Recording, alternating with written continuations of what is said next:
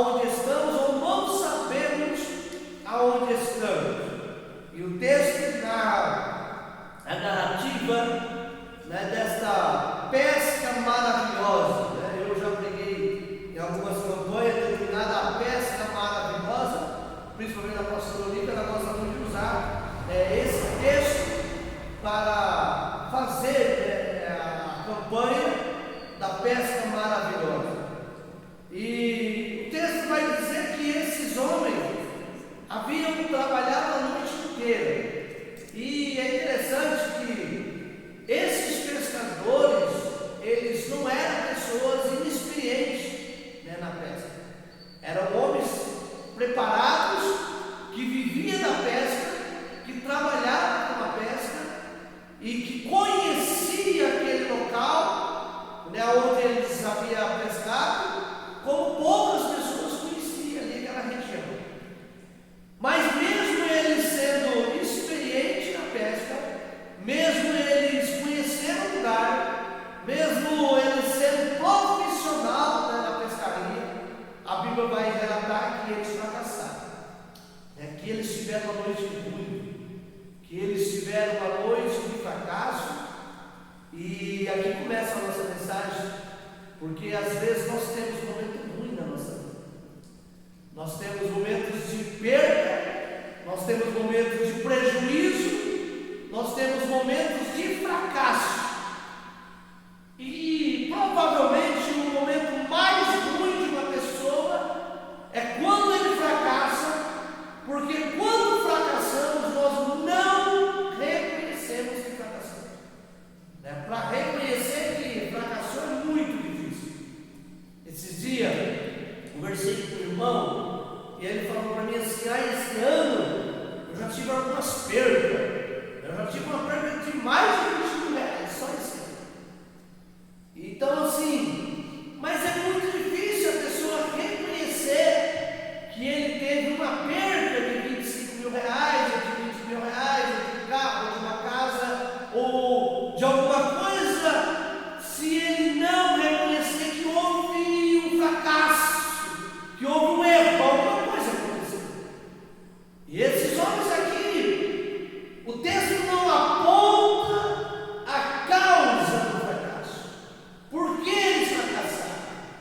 Houve uma falha, houve um erro de planejamento, houve um erro de estratégia, não era o momento apropriado, não era o dia, não era a lua, não era apropriado, porque quem pesca sabe que tem muito esse negócio de lua do dia. O que aconteceu? O texto não vai dizer, mas o texto relata que quando Jesus chegou na praia, eles já estavam lavando as redes, guardando o seu equipamento, porque não havia pegado nada aquela noite, tinha sido uma tragédia. Porque é como se eu chegasse em casa e falasse passando: olha, trabalhei o mês inteiro para ir para o Sinai, não tem R$1 no bolso. Mas o que aconteceu? Eu fracassei. Foi um fracasso. Imagina Pedro, Tiago, André, João, esses homens que viram a pesca. Imagina eles na casa, tendo que explicar para suas esposas, tendo que explicar para os seus filhos que eles não haviam pegado sequer uma lambaria. Claro que a região é outro tipo de peixe, mas imagina eles tendo que explicar que eles não pegaram nenhum peixe. Pai, o senhor não foi lá naquele lugar, o senhor não foi lá em tal lugar. Sim, filho, eu passei a noite inteira, abrimos as redes em todos os lugares que a gente armava nos outros dias. Mas o pai fracassou. Hoje nós não temos nada para comer, nós não temos nada para vender, porque eles viviam também da pesca, ou seja, um fracasso total, uma tragédia total. E na nossa vida, ela é feita de momentos altos e momentos baixos, baixos e altos. E a gente precisa aprender a administrar esse momento bom, mas também aprender a superar os momentos ruins. Quando tudo dá errado, tem dia que tudo dá errado, tem dia que parece que a gente acorda para o esquerdo, tem dia que é só notícia ruim, só mensagem ruim, até as mensagens do WhatsApp são ruins. É mensagem fofoca, é fulano fazendo um filho do outro, mas tem dia que não. dia que você vê, ontem, foi ontem o irmão postou da caminhonete? Ontem, né? Notícia boa, né? Vendeu aquela caminhonete que quebrava todo dia, né? Sempre quebrando ali no estado. Aí vendeu a caminhonete, comprou uma caminhonete nova, melhor, né? Fiquei feliz pela família, notícia boa. Fulano foi curado, notícia boa, né? Fulano arrumou emprego, notícia boa, né? O Josué ficou entre os 15 lá da ITEC, né? Notícia boa, né? Agora segunda-feira vai fazer uma prova lá, uma avaliação, né? Então, se der tudo certo, vai estudar na ITEC, nós lutando para poder, né, ajudar o Josué, algumas coisas que aconteceram esse ano, ano passado. Então, são notícias boas. Tem dias que a gente recebe notícia boa, mas tem dias que só notícia boa. E a notícia mais triste, às vezes nós não queremos receber, mas a gente recebe. Eu falei passando esses dias de Ezequiel, que Deus disse para ele: olha, a sua esposa vai morrer, mas você não poderá chorar, derramar lágrimas. A Bíblia diz que Deus falou com o profeta Ezequiel pela manhã, quando foi à tarde, a esposa morreu. E ele não pôde derramar uma lágrima. O mais terrível de perder uma esposa, de perder um filho, é não poder derramar uma gota de lágrimas. Tem dia que tudo dá errado, tem dia que o carro quebra, tem dia que você sai, você não consegue nada, tudo dá errado. Mas tem dia que as coisas dão certo. Uma tragédia essa pescaria, um fracasso total. E Jesus chegou a pedir um barco de Pedro emprestado, afastou da praia e ali começou a ensinar. E nós aprendemos que o milagre na nossa vida, ele não vem por acaso. O milagre na sua vida não vem por acaso. O milagre vem através da palavra de Deus. A palavra de Deus diz que se atentamente ouvir a voz do teu Deus, que hoje lhe ordene guardar todos os mandamentos e estatutos, as bênçãos do Senhor te seguirá. Ou seja, o milagre vem através da palavra. Após aquelas pessoas ouvirem a palavra, Jesus então disse para Pedro: agora volte para o mar, volte para o lago, volte no mesmo local e lance as suas redes em lugares altos. E eu ouvi aqui uma pequena reflexão do Cleito Queiroz, aquele cego que ele é cego só fisicamente, mas espiritualmente enxerga mais do que muitas pessoas. E ele disse: como é difícil voltar, como é difícil voltar. Jesus disse para Pedro: volte, lança as suas redes. Senhor, mas nós já fizemos isso, nós trabalhamos a noite inteira, fizemos tudo certo, deu errado. E às vezes também a gente faz tudo certo e dá errado. E a pergunta é: por que deu errado? Quando Davi vinha transportando a arca, a Bíblia vai dizer que Uzá tocou na arca e Deus fulminou Uzá. E eu preguei essa mensagem intitulada Fazendo a Coisa Certa da Maneira Errada. Às vezes você faz tudo certo, mas dá errado. Você está entregando o seu dízimo, você está trabalhando, você está buscando a Deus, mas por quê? Porque faz parte da nossa vida. É o trabalhar de Deus. Jó fazia tudo certo, mas de uma hora para outra tudo deu errado. Teve perdas materiais, teve perda de filhos. A esposa de Jó ficou contra ele. Imagina Jó diante de Deus: Senhor, por quê? Fiz tudo certo, mas deu errado. Jesus falou: vai e volta. Para nós aqui esse texto parece que é muito simples, mas esses homens haviam trabalhado a noite inteira, e Jesus está falando para ele: vai pelo mesmo caminho, volta no mesmo lugar, tenta novamente.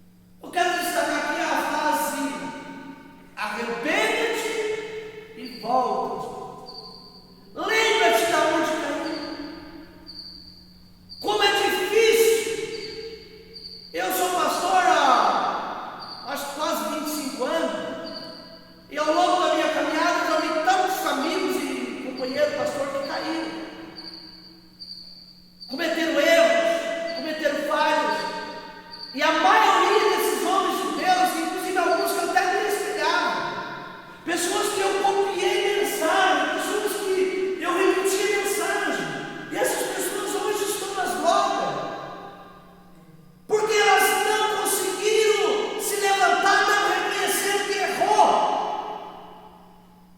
O apóstolo João está dizendo: lembra aonde caíste, aonde foi que errou. É preciso a gente examinar, fazer uma análise e saber aonde foi que a gente errou. Para recomeçar, é preciso saber aonde está, aonde foi que eu errei. Eu errei aqui, foi aqui que eu errei. E é interessante que quando Eliseu for com aqueles moços cortar madeira, de repente alguém derrubou o machado e o machado caiu dentro da água. E ele disse para o profeta Eliseu: ai, meu senhor, João, em 2 Reis capítulo 6, ai, meu senhor, o machado me era emprestado. E Eliseu falou: onde foi? Aonde foi que aconteceu? O que aconteceu? Eu não sei se os irmãos sabiam, mas quando você vai na casa de recuperação ou no presídio, você vai conversar com as pessoas, cada uma daquelas pessoas tem uma história. Cada morador de rua tem uma história. Cada andarilho tem uma história. Uma hora, Deus, se tiver uma oportunidade, converse com o andarilho, procura saber o que aconteceu, por quê que ele está ali. Ontem nós estávamos vendo um vídeo no Instagram com minha esposa, de um cara fazendo um comercial de uma loja. Olha, poucos radialistas, pouco locutor tinha uma voz tão apurada e um talento, né? Toda a feira parou e aplaudiu. Ele pegou o microfone da mão do operante e começou a anunciar, mas era uma voz de locutor, ele era um locutor. Mas ele estava com 3 sacos de garrafa nas costas, catando reciclagem, e descalço, barbudo, tudo sujo. Por que aquele homem estava ali? Alguma coisa aconteceu. Para recomeçar, é preciso saber aonde está. Eliseu falou: onde foi que caiu o ferro? O rapaz falou: foi aqui. Foi aqui. Foi justamente aqui. Você sabe aonde foi que eu caí? A primeira vez que eu peguei um cigarro nas minhas mãos, eu tinha 13 anos de idade. Tinha umas moças que trabalhavam na roça. Essas moças eram 2 moças muito bonitas. E toda a rapaziadinha ficava do lado daquelas moças. E eu era o único que não fumava no banco. Então era como se eu fosse o bobão da turma. E um dia ela falou para mim assim: eu estava lá na hora de descanso, você não fuma, Paraguai? Eu falei: fumo. Ela falou: quer um cigarro? Eu falei: quero. Acendi um cigarro, primeira gargada que eu tossi, quase vomitei. Pronto, daquele dia já fumei 13 anos. 13 anos fumando. Dali, fumei maconha, cheirei bola, cheirei tine, cheirei lança-fundo. Mas aonde começou? Começou lá naquele dia que fui fazer graça, né? Para não ficar para trás da turma. Inventei de pegar um cigarro. Quantas pessoas, por curiosidade, experimentam fumar um cigarro de maconha, experimentam cheirar uma cocaína? Quantas pessoas experimentam tomar uma cerveja? Quantas pessoas, casamento longo, experimentam dar uma sabiada para ver como é que é, e depois não consegue mais se levantar. O machado caiu aqui, Eliseu então jogou um pedaço de pau, e a Bíblia diz que o machado flutuou, ele tomou e entregou, foi restituído.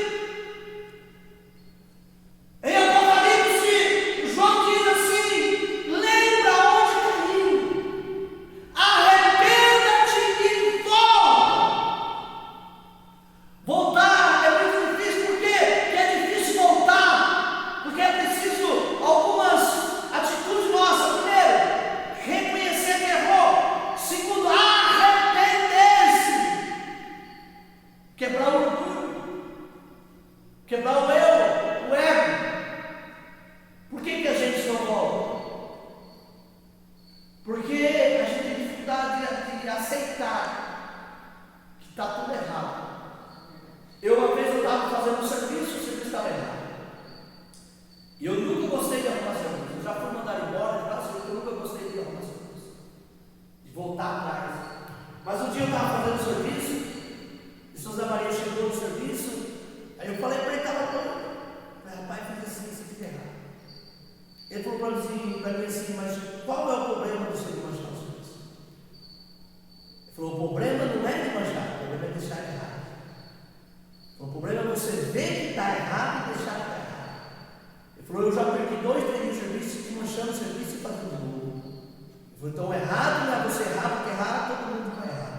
Ele falou, mas o errado é você saber que está errado e deixar errado. Isso aí eu carreguei comigo. Aí depois disse, quantos serviços já manchei? Não tem problema de manchar serviço. Depois de você conseguir de Souza Maria. Um período experiente. Na nossa vida, vamos trazer isso para a nossa vida, na nossa prática. Às vezes a gente erra, sabe que erra, mas não quer errar. A gente erra, mas não quer consertar. Aí o que a gente faz? Permanece errando, não erra, não quer pedir perdão. Muitas vezes a maneira de consertar é simples, é só pedir perdão e está consertado. Dali para frente começa uma nova história, dali para frente começa uma nova caminhada. Mas é simples, é só pedir perdão e reconhecer que é. Você me perdoa, eu perdoo. Pronto, está resolvido. Mas eu pedi perdão e não pedi perdão. Continuamos errando, e errando, e errando. E aí nós vamos ensinar para os nossos filhos que eles também devem fazer assim. Que quando eles cometerem um erro, vai de conta que nada aconteceu. Não olha mais na cara daquela pessoa, não fala mais com aquela pessoa, não conversa mais com aquela pessoa. Está tudo não, não é assim. Arrepender. Arrepende-te e volta. Volta à prática das mesmas obras que você fazia antes. Eu não tenho vergonha de falar, meu irmão. Eu não oro 20% do que eu orava antes. Eu não busco Deus. Hoje sou pastor, eu não busco Deus 30% do que eu buscava em 1999, em 2001, 2002. Minha vida era um monte. Eu cheguei a ficar 3 dias, 3 noites no monte. 39 dias no monte fazendo campanha sem parar um dia. Eu orava de joelho todo dia, chegava no serviço 1h30, 2 horas, de joelho todo dia, chegava cortando cano, chegava, encostava, tirava o mochila, tomava banho no quarto, orava todo dia, orava 1 hora, 2 horas de joelho. E é isso que Deus vem nos hoje. Arrepende e volte à prática das mesmas obras. Lembra do primeiro amor? Como era gostoso falar que a gente é crente. Agora sou crente, que orgulho de ter a Bíblia. Naquela alegria, como a gente ganhou a primeira Bíblia, aquela Bíblia simplesinha, não tinha estudo, não tinha nada, mas aquele orgulho de ter a Bíblia. O ano passado, os judeus foram levar a Bíblia para Angola, a missionária levou 100 Bíblias, e uma das pessoas pegou a Bíblia e abraçou a Bíblia e começou a chorar, emocionada de ter a Bíblia. Mas depois o tempo vai passando, muitas pessoas nem Bíblia trazem mais para a igreja, tem vergonha de trazer a Bíblia ou não dá tanta importância assim para a Bíblia. Volta, arrepende e pratica as mesmas obras. Para recomeçar, é preciso saber aonde está.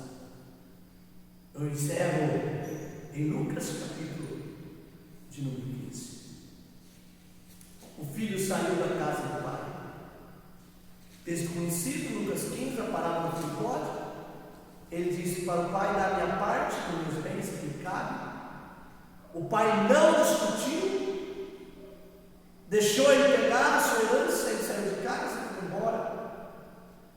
Conheceu algumas pessoas, fez ali falsos amigos, perdeu tudo que tinha, de repente veio uma fome naquela cidade.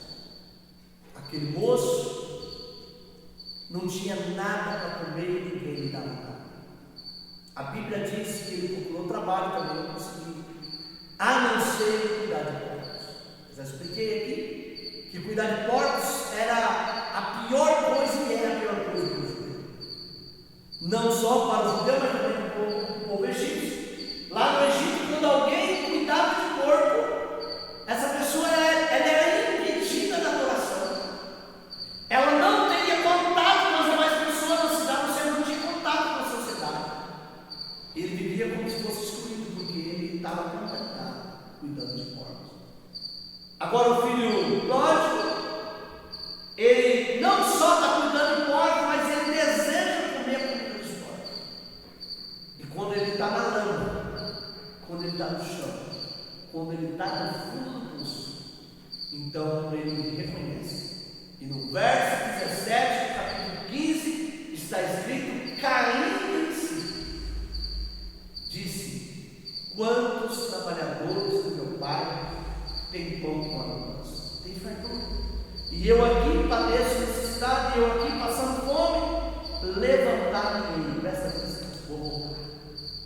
Ele tomou a decisão de voltar. Como foi difícil.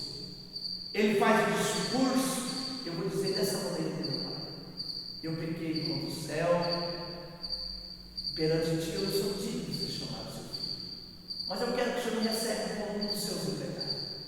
Eu quero que o Senhor me receba como um dos seus trabalhadores, como um dos seus jornaleiros. Ele preparou um discurso, porque a caminhada de volta é muito difícil. É muito difícil. Voltar para casa não é fácil. Alguém que saiu, voltar para casa não é fácil. Às vezes nós criticamos tantas pessoas que se afastam de Deus, que se desviam.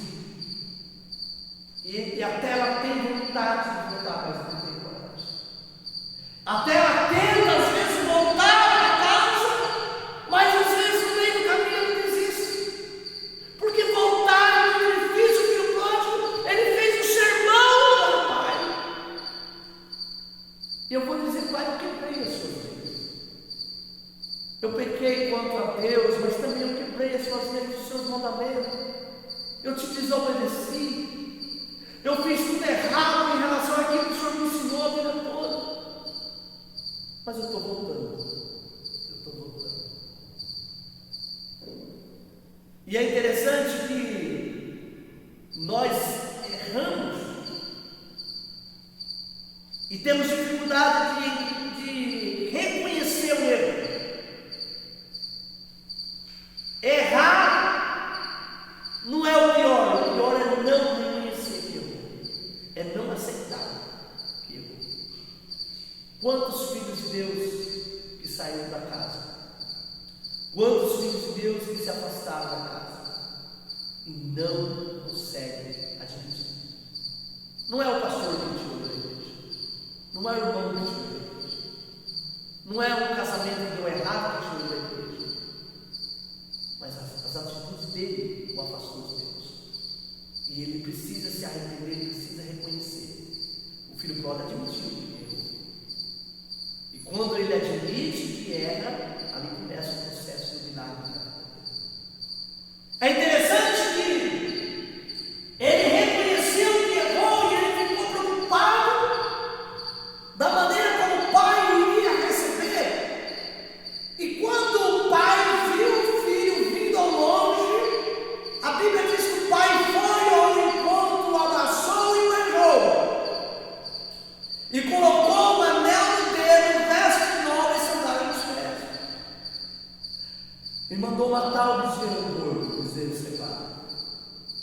Esses quatro elementos é a maior demonstração de aceitação do pai, recebendo o filho de volta. As pessoas têm medo de voltar, de como será recebido. Tem filho, eu não estou falando da igreja, estou falando da nossa casa. Tem muitos filhos que saem da casa do pai, e lá ele chora, debaixo do viaduto, na biqueira, no tráfico. Às vezes uma moça lá na casa de prostituição. Vocês acham que ela não lembra da casa? Vocês acham que ela não lembra da cama ao lado, da comida da mãe? Vocês acham que ela não lembra das orações na hora da refeição? Vocês acham que um morador de rua, quando ele está com aquele saco nas costas, andando 10, às vezes 100 quilômetros, você acha que ele não lembra da família dele que ele tinha? Você acha que ele não lembra dos momentos de alegria na casa? Mas ele não consegue. Um dia eu vi uma reportagem da Record sobre a Andarilho, e foi uma das reportagens que mais me marcou, um senhor que tinha uma aposentadoria de 4 mil reais. E ele saiu lá de Assunção e foi até Concha, andando. E a reportagem descobriu ele, fez a reportagem com ele teve um problema no seu casamento. E ele abriu mão da família e foi andando. E ele já tinha uma neta, acho que de 3 anos que tinha nascido, e ele não conhecia. E a televisão propôs para ele voltar lá em Londrina, onde essa moça morava, para ele conhecer a neta. Ele foi, aceitou, tomou banho, ele foi, pegou a neta, pegou a filha, abraçou, chorou, ficou ali uns dias com ela e depois pegou o saco e voltou. Seguiu o seu caminho. Porque segundo ele não tinha força para voltar para a família dele. É muito difícil voltar. Você dizer para a esposa, olha, eu errei. Você dizer para o esposo, olha, eu errei. Você dizer para o seu pai, eu errei. Filho, eu errei. No serviço, você fala para o patrão, eu errei, me dá mais uma chance. Quantas vezes eu fui mandado embora porque não quis abaixar a cabeça, porque serviço bom, emprego bom. Nós temos problema em reconhecer que errou, mas o filho pródigo volta, e quando ele volta, ele é coroado, a sua atitude é coroada com uma nova aliança. O anel fala de poder de filho. É claro que o anel simbolizava a autoridade, a mesma autoridade que o faraó delegou para José. Também o anel fala de uma nova aliança. Mas tem um louvor que me dá poder de filho, né? Me dá poder de filho. Não sei quem canta. Marcelo Guiar. É? Marcelo Guiar? Bonito, né, esse louvor, né? Me dá poder de filho. Então os filhos têm poder. Que poder é esse? Poder do Espírito Santo nas nossas vidas. A autoridade de Deus nas nossas vidas. E agora o Pai está restituindo aquele filho, o poder de filho na minha casa. Você não recebe ordem, você não é empregado na minha casa, você é filho. Está aqui esse anel, você tem poder de filho. Colocou vestimenta, uma nova vida com Deus. Colocou sandália nos pés, eu expliquei aquele dia que eu preguei aqui, que os escravos andavam descalços. Quando alguém ia trabalhar na fazenda, deixava a sandália, guardava e tinha e trabalhava e veio descalço. E quando ele fosse embora, então ele devolvia a sua sandália. Os filhos não andam descalços. Por isso o pai traz sandálias e coloca nos pés. Esses pés que estão machucados, esses pés que estão feridos. A vida te machucou no filho. Mas você não é mais escravo. Hoje você se torna um homem livre. Você é meu filho. Ó, quão formosos são os pés daquele que anuncia o Evangelho da paz. E por último, o pai manda matar o bezerro e faz uma festa, dizendo: meu filho, eu estou alegre, eu estou feliz porque você voltou. Eu não vou te punir porque você errou, mas eu vou fazer uma festa porque você reconheceu. Percebe a diferença? A gente quer punição, a gente quer castigo, a gente quer correção. E Deus fala: não, Ele está voltando. A vida já puniu, a vida já machucou ele, a vida já tirou o que ele tinha de mais precioso. Agora eu estou reintegrando, estou reconciliando, e eu vou me alegrar. Há uma festa preparada porque você voltou atrás. Há uma festa preparada porque você se arrependeu. Uma festa pronta porque você voltou.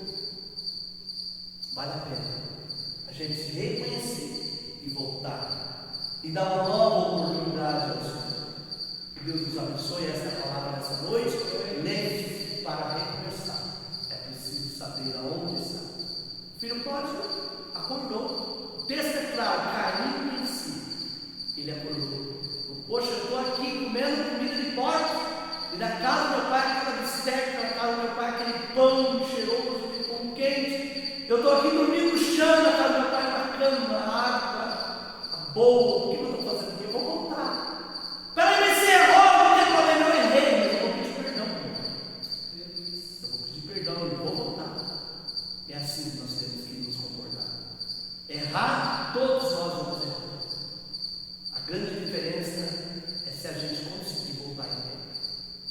gente conseguir dar uma nova chance para os nossos filhos, dar uma nova chance para a nossa mãe, para o nosso amigo, no serviço, em qualquer área da nossa vida.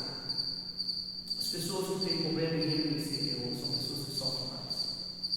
Que Deus nos abençoe.